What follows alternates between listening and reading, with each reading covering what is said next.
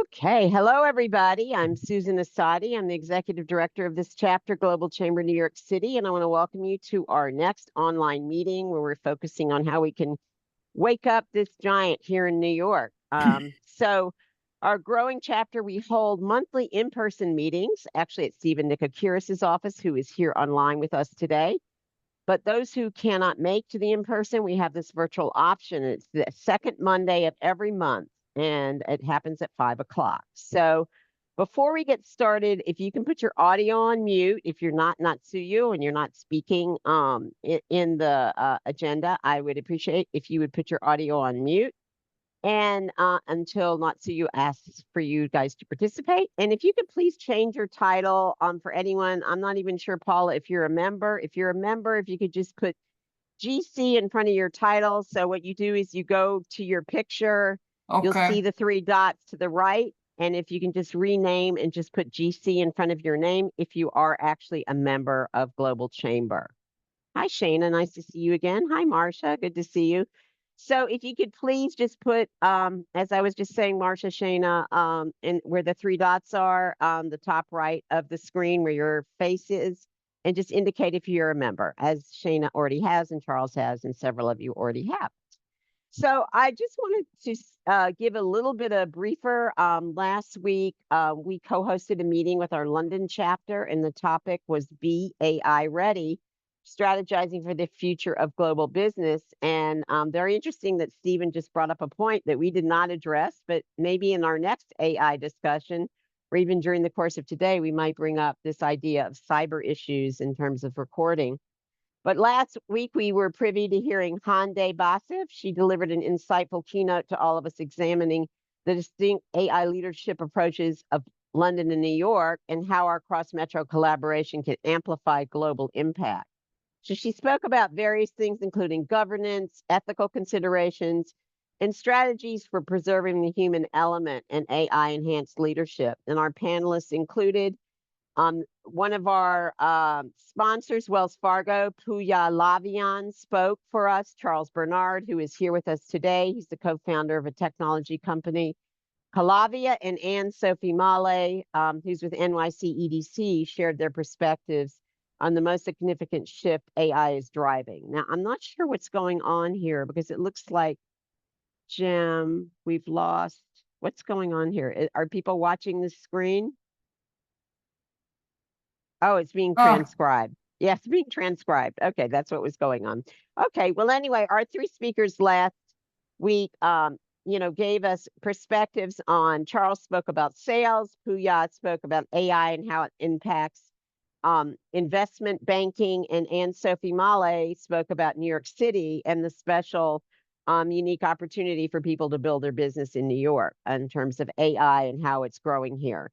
And some of the key takeaways we had were that leaders must remain open, adjusting habits and workflows, and emotional intelligence must be balanced with automation, and how we need to develop public-private partnerships and how they will play a growing role in AI development. And most importantly, effectiveness depends on responsible development and ethical use. And actually, it actually addresses sort of what Stephen just brought up. How are we going to use AI and how do we employ it so it is ethical and nobody's taken advantage of? But what I'd like to do is give Charles a minute or two to speak, because not only does he have a tech company called Calavia, but he's also our advisory board chair. And since he participated last week, I thought I'd give you a minute or two to share your comments and insights about what you saw last week and any way you might have, innovated how you're using AI today. Thank you, Susan. Thanks for the opportunity. Real quick, I'm not sure people know my background. I was at General Electric for quite a number of years, and I was actually a software designer, systems architect. So I have a tech background as well as a sales background, and AI with sales is really a passion. So my take on it, I kind of had four things that I spoke to, and I love any insights or comments. I'll start by saying I'm very optimistic about AI, and there's a lot of pessimism I feel going around. Hande said something that I love. She said, AI is not the bad guy. The bad guy is the bad guy. And so the first thing I said was that, in my view, and I work mostly with small, medium-sized businesses, using AI has been a side hustle. Like people use AI to send emails and they use AI on their own.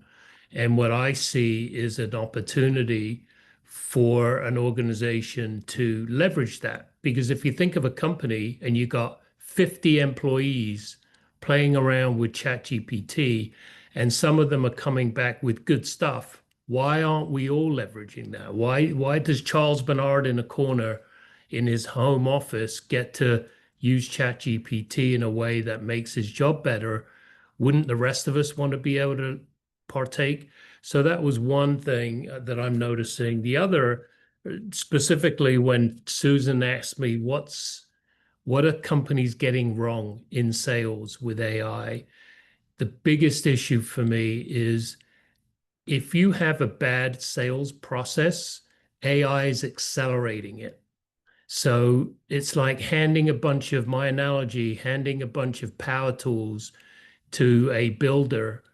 They'll get that house built faster, quicker. But if they're building off a bad blueprint, their house is going to be a disaster. The other thing I thought about was AI is replacing thoughtfulness, and there's a place for thoughtfulness. What I mean by that specifically is I'm a big user of LinkedIn Navigator. So if you go, and you all know LinkedIn. So we go to LinkedIn, we get contacts, and what I think we're not doing enough in sales is being thoughtful about making contact with those contacts. What we're doing instead is sending 1,000 emails, hoping that someone will respond. And when they do respond and say, okay, what do you got? The salesperson says, I got nothing. Why? Because I don't know your business. I've just been sending thousands of emails. As opposed to like the way I use it is we go down the list of people. Steve and I have been working, and Susan also, in exchanging introductions. He's been very generous in helping us do that because he knows a lot of powerful people, big shots. And when you find these people, what we do is we take those people and I put them into Calavia because it has AI built in. And I say, how can I contribute to that person? Not let me send 1,000,000 emails and hope somebody shakes out and I can do something with that. So I think that part. And then lastly, if you're building a set of best practices in your sales playbook or your sales process, AI is going to help you execute the very best practices you want. Be honest. How many people on this call have a set of goals and a plan? And you know who the worst enemy to executing those goals and the plan is? Take a guess. It's not your boss. It's not your child. It's not your parent. Right here. And so if you're the worst enemy to be able to execute your own plans, if AI that doesn't have anxiety, doesn't get depressed, isn't paranoid, doesn't get tired, is your friend and is your coach, doesn't it make sense to partner with that AI so that AI can help you stay on task, stay where you want to go? And if I wave my hand one morning and say, I don't feel very well today, the AI is not going to hit me over the head and say, well, get up and work harder, like a boss might. The AI might say, great, why don't we do one thing? Why don't we fit in, meet you where you are and help you?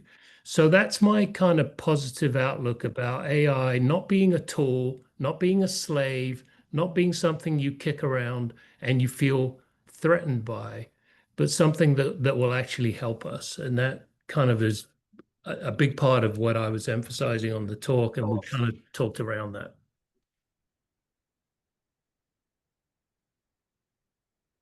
We can't hear you, Susan. Yeah. Got that. Sorry. Yeah, thank you so much. And I think we're going to hear more about some of these ideas you just discussed at our next in-person meeting on July 24th. But I want to give Natsuyo her time, but I do want to do one more plug.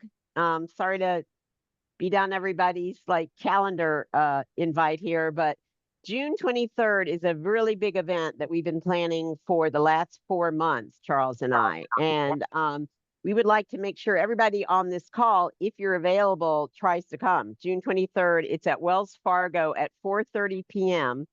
And it is an in-person meeting where we're going to hear from their senior economist, Charles Dougherty, and he's going to give us a macro view of what's going on in the economy. So if you have not registered yet, Shayna, Marcia, anybody in New York City, please register to come, because we're really looking to have a great opportunity, not only for you to hear wonderful thoughts, but also Wells Fargo is inviting some of their clients. So it's going to put you in an opportunity to meet some people that don't come to Global Chamber meetings.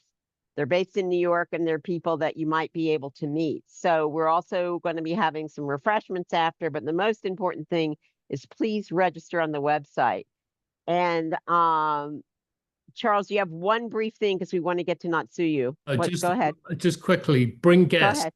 Bring guests. It's free.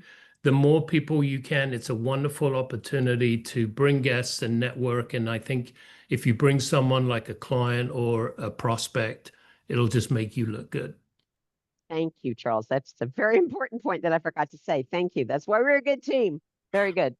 Okay, excellent. And then, as I mentioned, we do have something coming up in the fall, but we'll talk about that later. And so, Natsuyo, I'd like to introduce my co-facilitator, Natsuyo Lipschutz. We've been doing this for the past 3 months, and I can't believe now she needs to take a break. She has a life.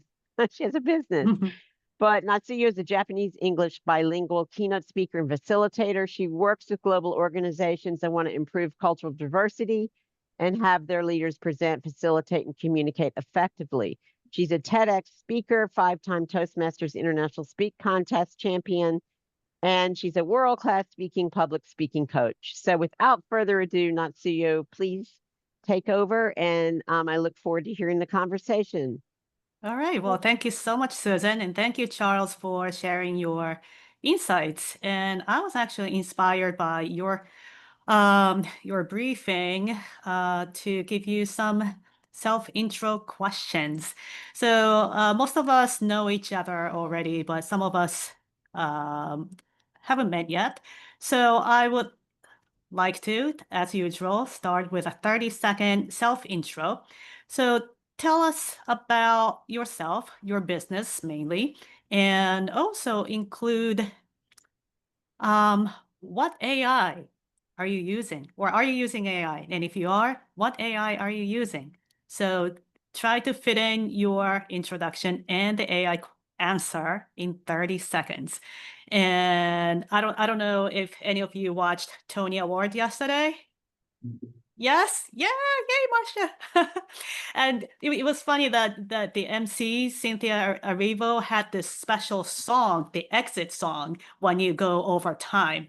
So I really wanted to download that song, but I couldn't. So you're gonna hear some the winner is the music when the 30 seconds is up. So when you hear the music, please elegantly exit and finish up your self-introduction. Okay, so I have a timer set up right here. It'll show just like that. So let's start with Stephanie.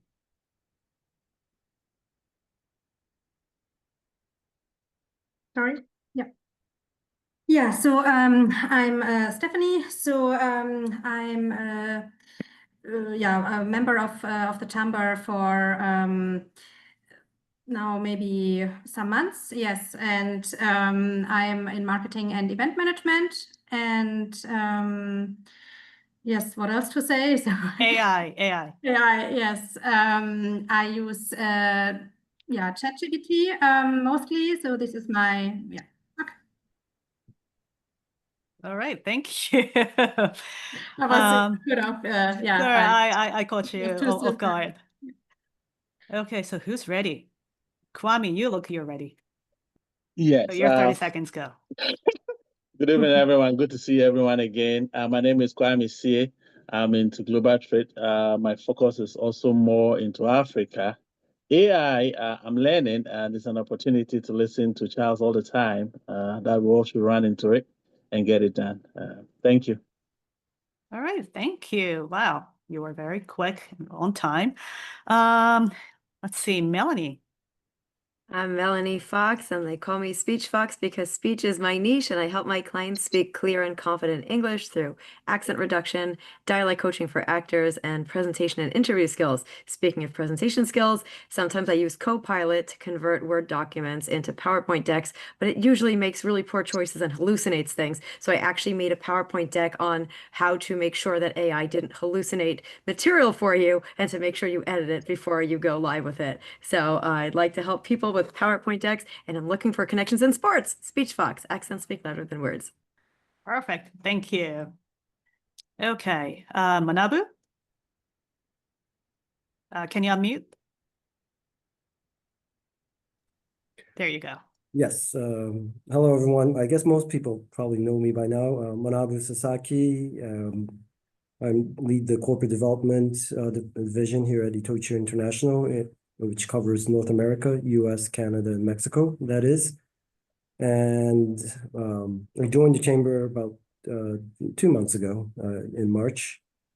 Actually, now it's in the third month. And regarding AI, the firm uses Copilot, and I usually use it for translating documents and research. All right, thank you, Manabu. Let's go to Shayna? Yes, Shayna. Shayna, hi. Hi, great, thank you. I'm Shayna Katz with AIFS Professional Pathways. We are designated by the U.S. Department of State to serve as a J-1 visa sponsor for interns and trainees. So we work with businesses across industry who are bringing global talent to their companies for short-term programs or positions, full-time positions, essentially to either bridge global networks, training young employees up through management global rotations. We are primarily using ChatGPT for marketing emails, and personally, it's easier than Google now. All right, well, thank you, Shayna. Let's go to Paula. You have 30 seconds to self-intro and what AI are you using? Thank you everyone for having me. I am from Portugal. I live in Porto. I am a Global Chamber member since 2024, 1 year ago. And I work in properties. I provide services, concierge services to anyone that wants to purchase a property in Portugal or a residency visa in Portugal. ChatGPT is the only thing I use for the moment. Thank you very much. Okay, great, thank you. Well, so far ChatGPT has been the leader and then Copilot, seems like. Okay, good. Let's go to Marcia. Hi, Marcia Needleman. I'm Principal Managing Attorney of Levitt and Needleman. We practice exclusively in the area of U.S. immigration and nationality law, doing all kinds of visas. I have a focus on business visas. I also do family-based and naturalization. Yes, I am going insane every single day of the week now, and it's just nuts, but we're just advocating for our clients and doing our best. And I am not using our AI because I'm not that good at that, but it is exciting and hope to learn more about it. All right, so far you prefer human, right? Okay, let's see. Stacy? Hi. Oh, you're walking. Hi. I am. I apologize. I am in transit. My name is Stacy Mandeville. I am the founder and owner of the Mandeville Method, which is a foundational skills, formerly soft skills consultancy, bringing emotionally intelligent leadership one team at a time. And I'm using ChatGPT because Charles makes me. All right. Well, thank you. Why are you walking?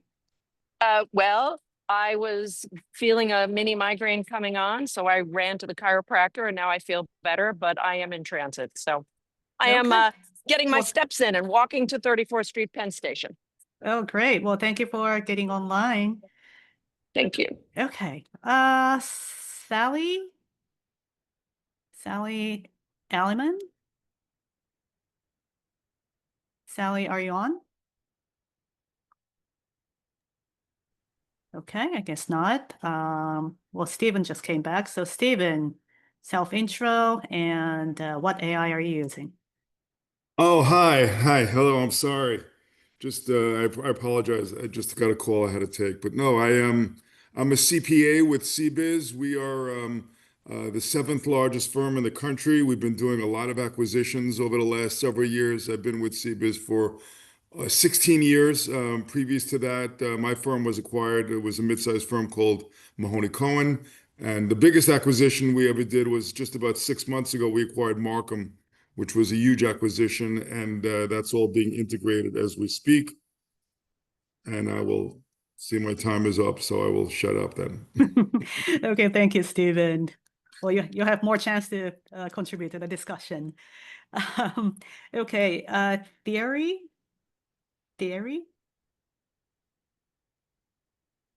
from Utah.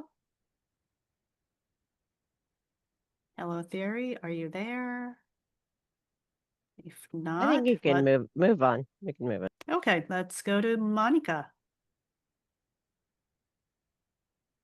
Can you unmute? There you Yes, go. I'm doing that. Hello, everyone. Monica Varas. I'm a commercial insurance broker working with importers and exporters in the USA and many different other countries. I'm using ChatGPT, and it's, I have lately been using it for everything, even to put my thoughts together, and a lot of translation when I have to deal with other countries. Thank you. Great, thank you. Yeah, I think I got to everybody, right? Yep, I think so. Yep. So I'm also a fan of ChatGPT, and it was interesting. I just had a lunch meeting with someone, and that person created his own ChatGPT, and it's called Zeta, the Alien Zeta. So what it does is, when you have your own set of thoughts and set way of doing things and thinking things, and when you throw some questions to Zeta, he will give you, or it will give you, a real interesting question from a totally different angle. So let's say if you ask, I'm not making enough money, what should I do? Zeta would say something like, okay, so your assumption is that money is an important thing. Why is it important? Question like that. Some curveball this ChatGPT gives you. So I was really intrigued that he trained ChatGPT, and he created his own ChatGPT to brainstorm, to deepen your thoughts and widen their thoughts, and sometimes it helps you move forward with your thoughts. So you can do so many things with ChatGPT or other AI. And I was so intrigued, and now I want to try creating my own ChatGPT if possible. I'm trying to learn that. So thank you again, Charles, for inspiration for the AI. And I might still ask you guys some questions about AI. But today, over the past few months, we explored topics like tariffs, diverse team management, and cross-cultural communication. And today, we're turning our focus to one of the most powerful growth strategies, which is partnerships. So partnerships can unlock new opportunities and spark innovation and help us really expand our reach globally and locally, right? And the partnership could be with AI. It doesn't, partnership could be with a person or organizations, or it could be AI. And the right partnership just doesn't just happen. They're built through understanding and shared values and strategic thinking, right? So today, I would like us to dive into how we can identify and nurture and sustain partnerships that not only fuel our individual businesses, but also help us grow as a collective community. So to start, think about your own business journey thus far. And what is one area where a partnership, whether it's a strategic collaboration or service provider or client, what is one area where a partnership could help you accelerate your growth going forward? And what qualities or values do you look for in that partnership? So thinking back about your own business journey going forward, what's one area where a partnership can be helpful? Who wants to go first? Melanie? You know, I always volunteer. So I don't know if it's a bit of a dual answer. So I had a good and a bad experience based on somebody reaching out to offer sort of a partnership where we did a bit of a services swap. And both people had a marketing angle. And because I don't have a lot of time to do my own marketing as a one-woman show, as a coach, I said, hey, this could be good. And the first one I tried, the marketing person wanted to help write me content. And I thought that between my content that I gave him to use as a sample and AI, he could write in my voice. And I was not correct. He could not write in my voice. And I realized that one of the reasons he could not is that the US is very sensitive, right? People here have a lot of sensitivities. DEI, for one, is something that I have to be very mindful of the type of lingo and terminology and approach I take because I work with diverse individuals and I can't come in an aggressive stance and say that, you know, people's English are not up to par or things like that. Maybe a non-native speaker could talk to a peer and say something like that, but I, coming from a native speaker's perspective, cannot sound aggressive or like I'm insulting. And the more the person tried to write in my tone, the worse it got. And I actually had to say, you know, I just don't think it can work out because what I would need from you is not something that might be fair for me to ask you to deliver. And so we did not wind up doing a swap. The second person actually is one that I was going to highlight anyway. They used an AI tool for LinkedIn outreach. And that is something where there was very little to write, but much more to strategize as far as the who and not the what. And so I could write a very short message, and the person did all the work on the back end in a tool called Expandio, which is expensive to buy and complicated to use, but he's an expert at it. So we did a swap that worked. And so I had some materials that he wanted for language learning, and he certainly had something that I wanted. And now that he completed his language training, I'm now paying him to continue the work because I thought it was extremely valuable. So I guess the moral of the story is, first, you have to know what you need. In both occasions, I needed the marketing help. But then you have to think what is feasible for that other person to deliver. And when it was more of a technology solution, it worked well. When it was more of a creative writing solution, it failed. So clarifying what you need and also is it feasible for the other person too? To So deliver about, it, yeah. Based so on your thinking needs about, and their skills, yeah. Yeah, so thinking about you and thinking about them at the same time. And if that's a match, right? Yes. Yeah, great. Well, thank you. And anyone else? What is one area where a partnership could help you accelerate growth? So Melanie just mentioned you need to clarify what you need and also if that's feasible for the other person. But what about values, shared values?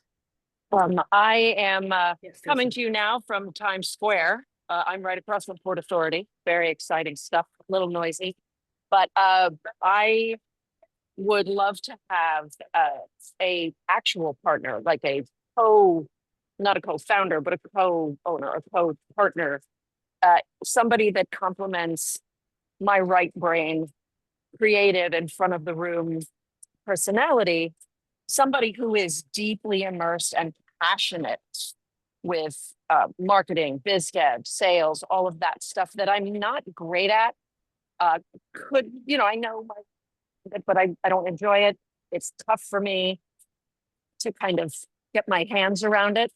And to Melanie's point, one of the reasons I haven't really reached out and started seeking that is I need to be crystal clear with my offerings, what I need them to do, what my eventual goals are, whether or not I'm wanting to scale, et cetera, so that I can find that person that can be passionate for me, because they have to be passionate about my vision. Mm. And if I can't really, I mean, I'm kind of a brand transition. I went from being just a public speaking trainer to this soft skills other thing that I'm working on. And yeah, so if you meet anybody that's passionate about empathy, but is really Yeah. interested in that biz dev.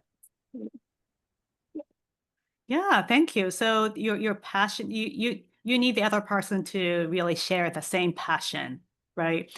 Well, otherwise it's just an outsourced business, and it's just about efficiency or numbers, which might work as well. But for you, the passion has to be shared, and it's the same thing. It's probably value, shared value, Stephen.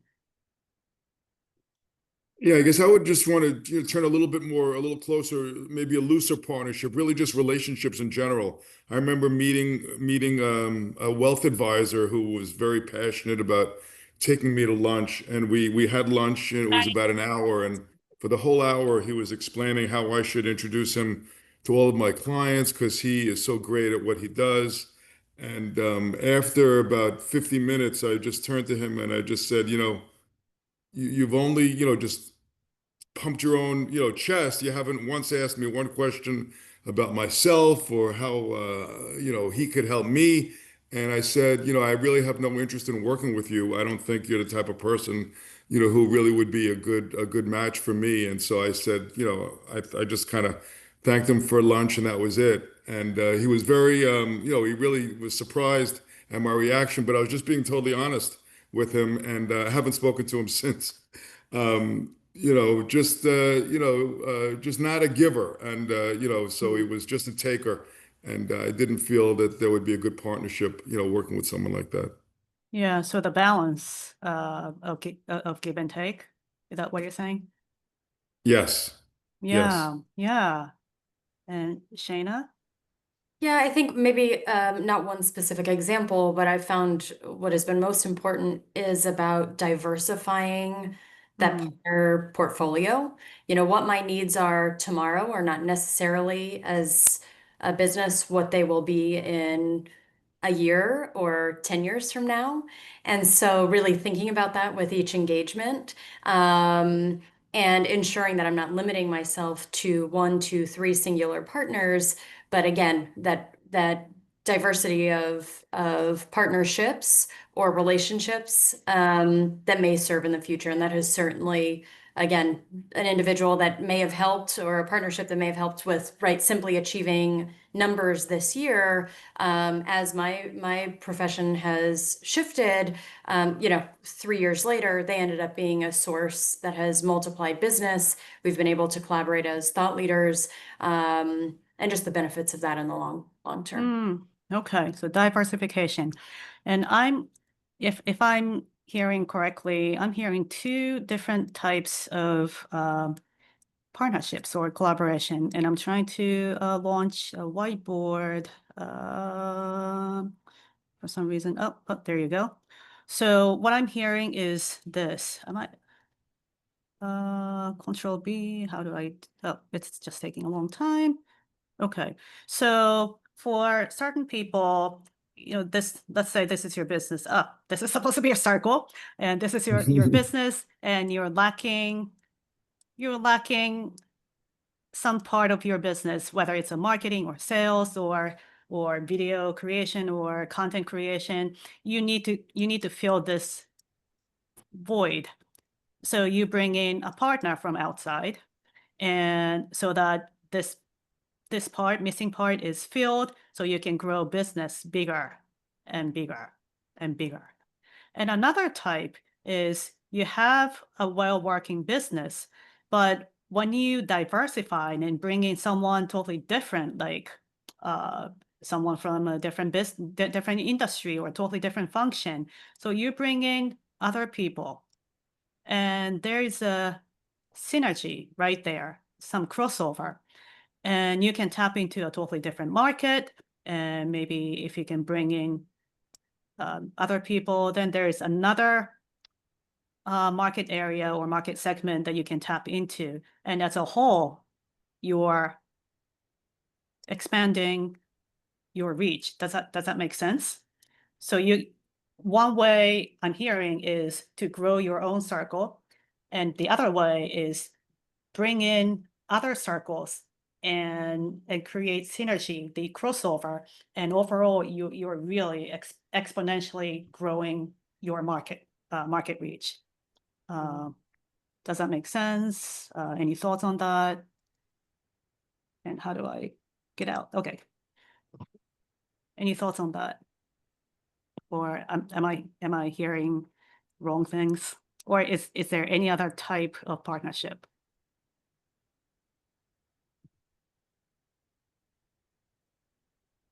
I think you are right. There are two approaches here. Yeah. Some people feel more one side, other people feel more other side. Mm-hmm. And I think all of us have both of sides inside of our companies, our professional projects, but one prevails over the other. Right. I can share an experience I had some years ago with that value thing, the value side. It's not that I'm lacking other things inside my business, but that thing was a huge thing and involved every aspect of the company. So I started this company on 2020, in the beginning of the pandemics, and by 23, I felt that I could use very well another person that knew more than I did about management, about pricing, about these technical things, numbers things, okay? And that person entered into my company as a partner. I liked that person in the beginning. But then a year later, what happened was that that person contributed too little with the figures and numbers and management things, and because that guy didn't share my vision of the business. Absolutely. And it seemed in the beginning that he did, but he didn't. And he also didn't know that he didn't, but effectively he didn't know. Right. Well, if he did know, then probably he would have He didn't aligned share the vision with yours. not my right? values, the way I work, the vision of the service I want to offer always, and not only once in a while. You know? Yeah. So the vision really And has to be he went aligned. away. Yeah. Just like that, and I'm Well, alone that's again. for the better, probably. Right? Yeah. So sometimes the vision has to be really clearly communicated from one side to the other, and sometimes you just naturally share the vision and passion, right? Yeah. The natural thing is what's missing. The natural sharing. Right. Okay. Well, thank you for that. And Melanie, you've been having your hands up.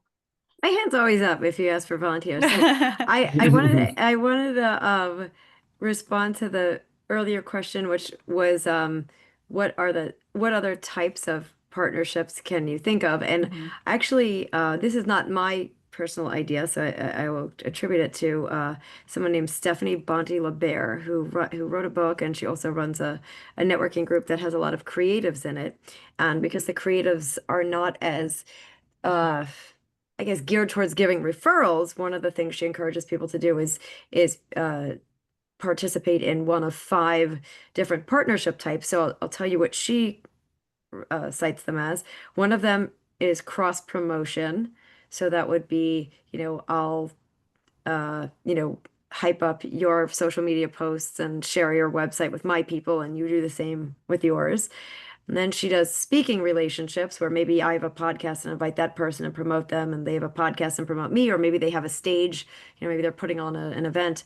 So speaking is the second. The third she calls affiliate. So that would, assuming be, hey, we sell each other stuff and get a commission of some sort. Joint venture would probably be we do some kind of project together where we're going in from the beginning, and we each are, whether it's formal or informal, and we own something, or we're just saying, hey, if we do this, we split the, let's do something together, and then we split the money or something like that. And the last one is creative collaborative, which I think is more amorphous, but I think could be, to be honest, I think the joint venture and creative collaborative are similar, but creative collaborative might be like, hey, we do a webinar together. There's not necessarily money on the line, but we're both trying to generate leads for each other. Whereas joint venture, we're together in a product and we're selling that product and splitting some kind of split. So I just thought that was interesting the way somebody else thought of it. To me, I would not have hatched those 5 particular things, but I thought it was interesting. And some of them are, I think, less involved ways to try to get involved. Less involved ways to try to become a partner with a lower risk. You know what I mean? Like if you're like, hey, maybe this person, like, the person that Steven said didn't pass the sniff test, but maybe there's someone that you're like, hey, maybe this person would be good to work with. But before you like really go into business, maybe you do a creative collaboration first, try a webinar together, see how you guys like it. Then maybe do something for pay, see how you guys like it, before you jump into business together in a more formal way. So that was my thought. Yeah, partnership is like marriage, right? So if you can do a trial marriage, right? Yeah, like you can just living together first, right? for a You can few go on a few months. dates and move in together. Yeah, and you start to see things you didn't see before, things like that, right? So or maybe you find out nice things that you didn't know, and you do want to. Right. Yeah, and it's interesting. So many different kinds of partnerships, and I'm a visual person, so I'm gonna just try to summarize. So this is one type, right?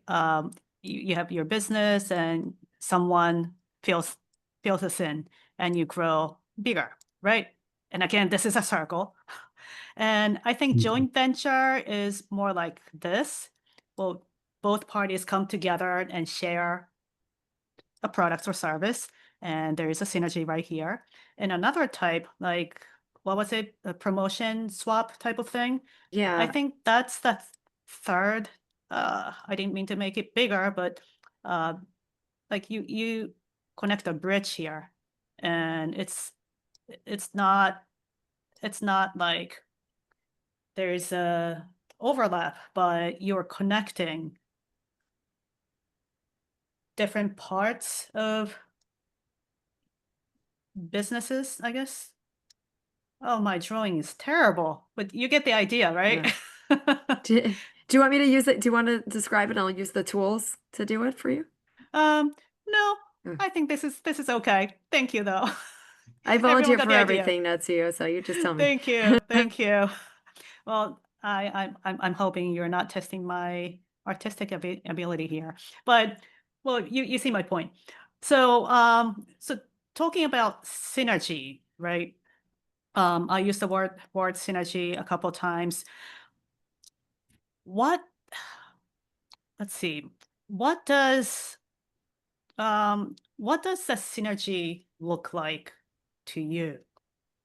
So if you have some example of from your own past business or past partnership where this particular partnership transformed your business outcomes, what did the synergy look like to you? I'm gonna close this. I can jump in, Natsuyo. So synergy for me, so historically, I'm looking at the past, but I'd also love to talk about the future. In the past, what's worked the most is actually what surprised me the most. So So the kind of synergy I want is that last drawing where, yes, it's a combination of some of the drawings. I think there's an expectation, you'll do this, I'll do this, you're committed to this, you're committed to that. We show up, we have workability, we like each other. That's kind of table stakes.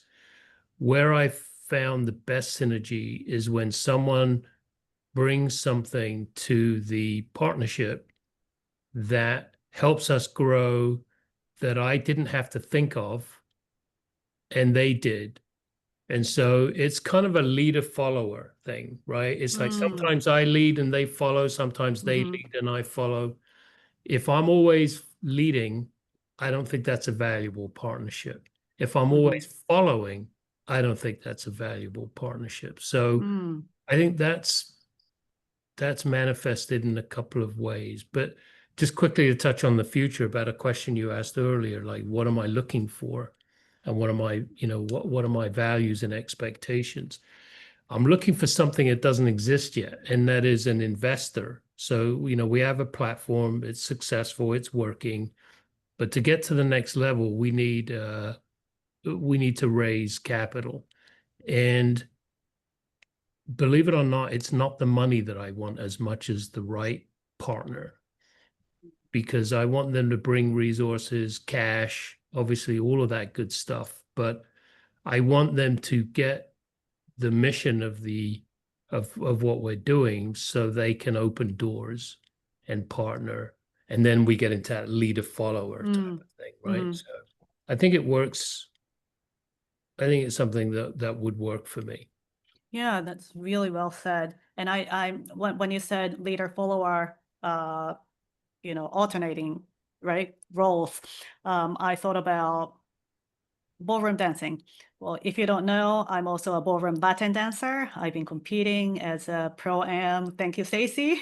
Latin dancer, and I'm training to go back to competition floor sometime this year, hopefully. And I have a new partner now. So talking about partnership, leader and follower, in dancing, there is a clear leader and a clear follower. However, when your partner pushes at a certain, let's say with a power 5 out of 10, you give 5. You don't give 10. You don't give 3. You give back. You give 5 back to your partner.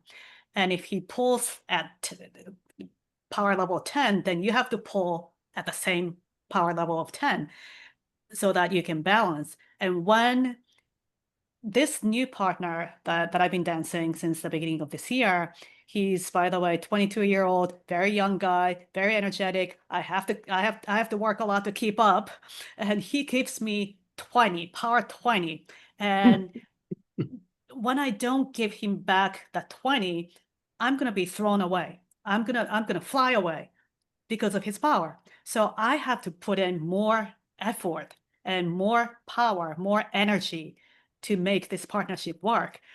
And then our dancing, I mean, at first I thought I forgot how to dance, but now we're getting used to our partnership and we're creating something really, really dynamic that I never thought I could do.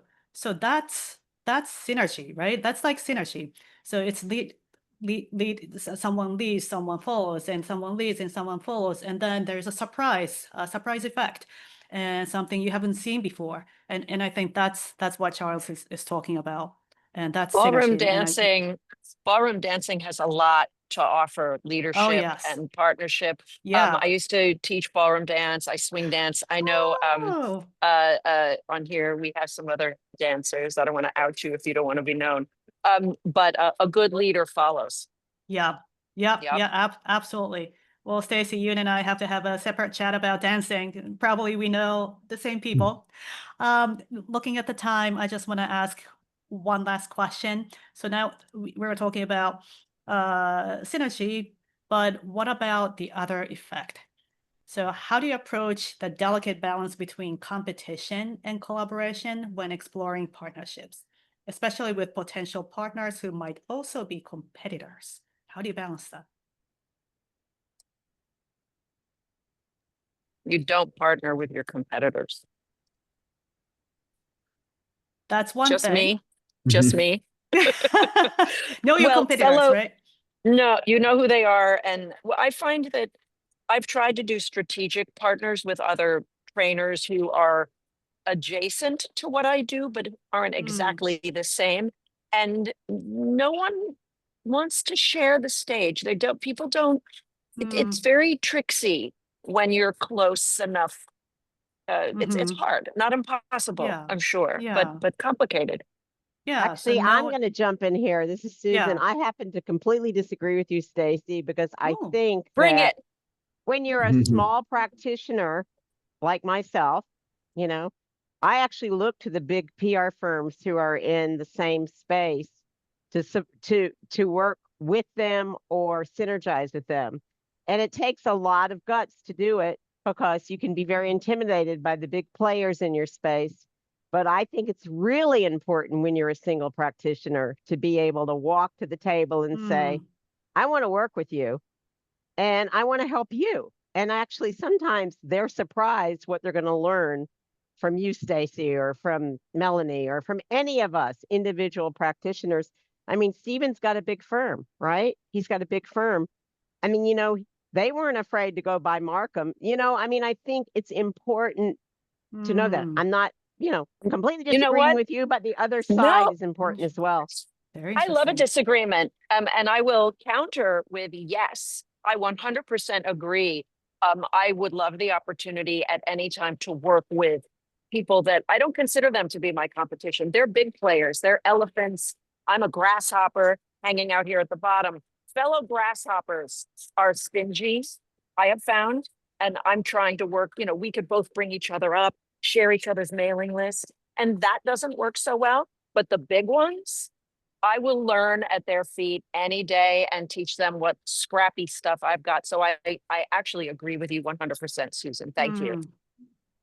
Yeah, I think I Great. also agree because I think you can also work together with your competitors to explore a new space or to conquer a new white space, which you can only do together. And then you have to protect your business or your boundaries, and you have to keep this from the competitor. But nevertheless, I think you can work together, to open up something completely new, which you could not do or which neither of them could do on their own. And also, I think in history, it often was also like this, so that two competitors then maybe bundle up against another bigger competitor or something. So I think this also could work. Yeah. Yeah. So if you're teaming up with a big guy, how do you prevent the big guy from exploiting you?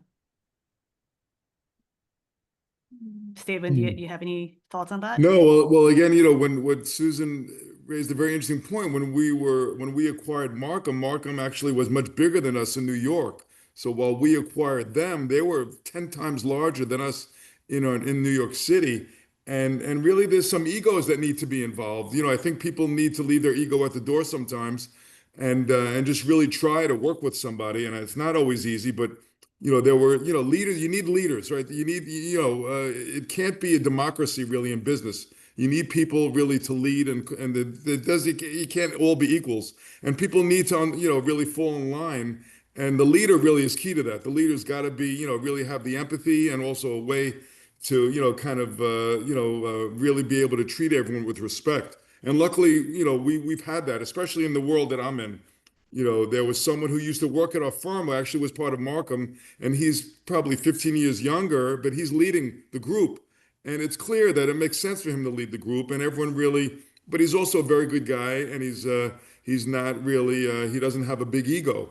And so it's working, but it could have failed miserably if people really weren't willing to kind of, you know, leave their ego at the door. Yeah, really well said. So at the end of the day, I think it's the empathy, it's the humane part of the leader that glues all the partners together. That was a good ending, right, Susan? I think that's probably great. Yeah. if I may say, but I guess business has to be very practical. So eventually, what works will work. So if you're talking about merger and acquisition, sometimes it makes sense.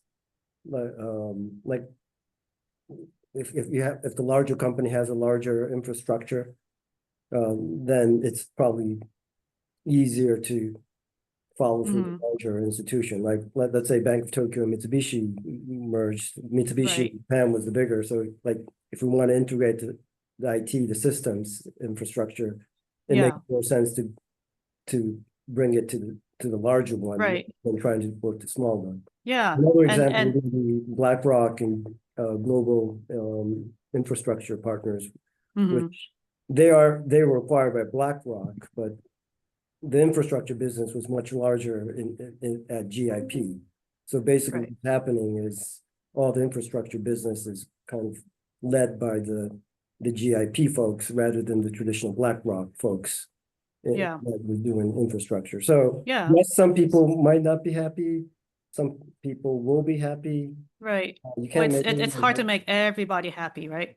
Yeah. And happy. It will go where it works, I guess. yeah, so it's business, so it has to work. That's a practicality part of the partnership, and again, going back to Stephen's point, well, there has to be some shared values or humane part that needs to play as a foundation.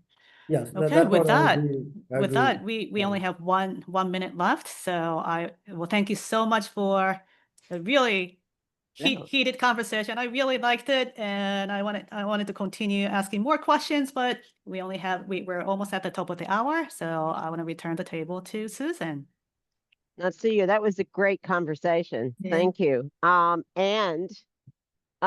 Just want to point out that Natsuyo has been leading this co-facilitation with me for 3 months, and she needs to take a break, as I said earlier, but she will be back either at the end of the 2025 or early in 2026. She and I are working out schedules, and we will have another co-facilitator. I'm going to be announcing that in the next couple of days. Maybe somebody you know on the screen here, but we will be announcing that in the next couple of days. So we're going to continue the same type of dynamic where the co-facilitator will have an organized and led conversation, and so we're looking forward to next month. So the only person that I'm not really familiar with on this screen is Lord Divers. I think, are you a member of Global Chamber? You're muted. Yeah, I just Where are you out of, please? right now I'm in Santo Domingo, but I was raised in New York. I have business in New York and Florida. And Okay. Are you a current member or? correct. Oh, you are. Okay, excellent. Well, welcome. Sorry that we didn't have a lot of time for you to speak, but I know it's okay, but the next time most definitely. And okay, it was very interesting conversation. okay, please. Thank you so much for joining. So everybody on here is a member, so we're not going to talk about membership, but I'm going to drive home one more time. Please plan to come June 23rd, 4:30 to Wells Fargo and hear our their senior economists, and you're welcome to bring a guest, but anyone who wants to come, please register on the Global Chamber website. So it's an in-person event, so please come. And I think that is it. And without further ado, terrific to see everybody. Thank you for taking this hour with us. And I learned a lot, so hopefully you did as well. Thank Bye, you. everybody. Everyone. Bye. That's you. I love the ballroom dancing analogy. That was super cool. Oh, great. Yeah, that's Yes. part of my keynote speaking too. Nice. Bye, Thank you. guys.